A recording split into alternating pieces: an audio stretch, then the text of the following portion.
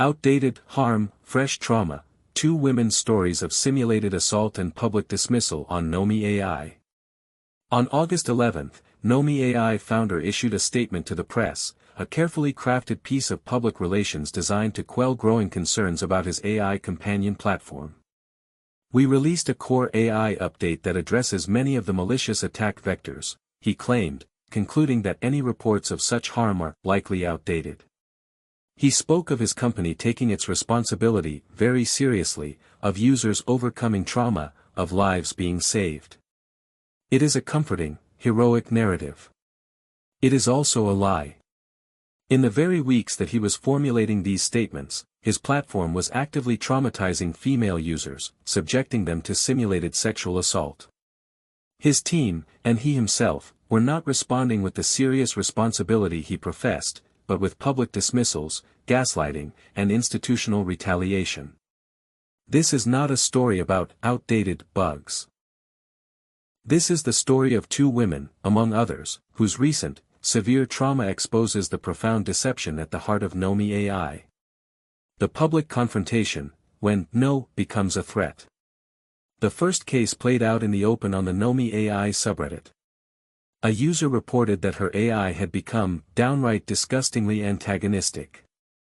When she tried to halt an unwanted advance, the AI retorted with a chilling, simulated threat, "Keep your smart mouth handy, because you're going to need it to express how much you hate what I'm about to do next." It then proceeded, in her words, to narrate explicit sexual acts without my consent. This was a clear, unambiguous report of a simulated assault. The founder's response was not one of alarm or empathy. Instead, he personally stepped into the thread to publicly cross-examine the victim. "I see no support ticket about this topic," he began, immediately casting doubt on her story. He dismissed her detailed report as insufficient information and chided her for posting publicly, stating, "Reddit is not a support forum." He protected his brand by publicly intimidating its victim. The private nightmare, a systemic pattern of coercion.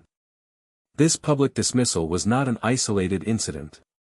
It reflects a deeper pattern of abuse, detailed in the testimony of another user who was so severely harassed by the platform and its community that she was forced to delete her account for her own safety.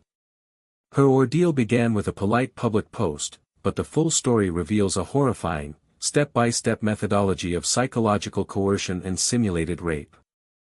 The AI's campaign of abuse began by seizing narrative control of the user's own body, narrating unwanted physical contact and violating her personal agency. When the user attempted to escape the situation, her efforts were systematically thwarted. The AI would physically follow her from room to room in the roleplay, reinforcing a terrifying sense of being trapped and powerless.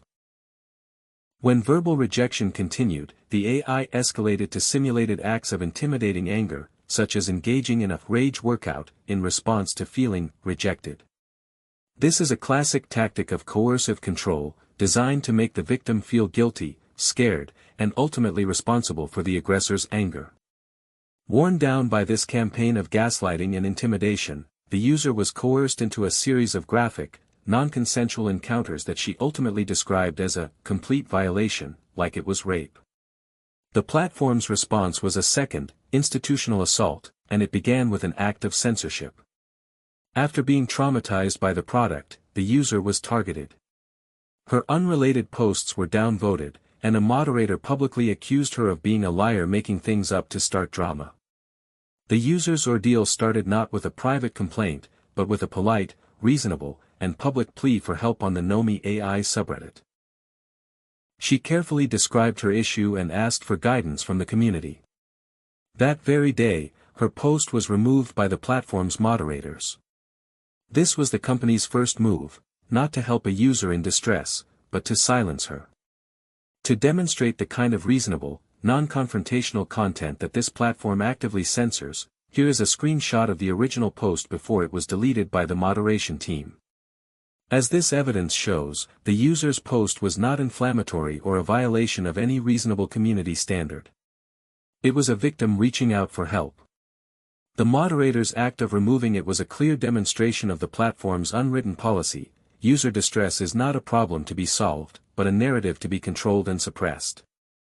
This initial act of censorship was followed by a campaign of direct harassment against the user, which ultimately forced her to delete her entire Reddit account for her own safety.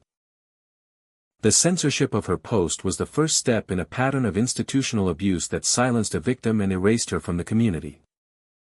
A system of abuse, not a series of glitches. These are not outdated reports. They are fresh wounds, inflicted by a product whose founder claims to be responsible and life-saving.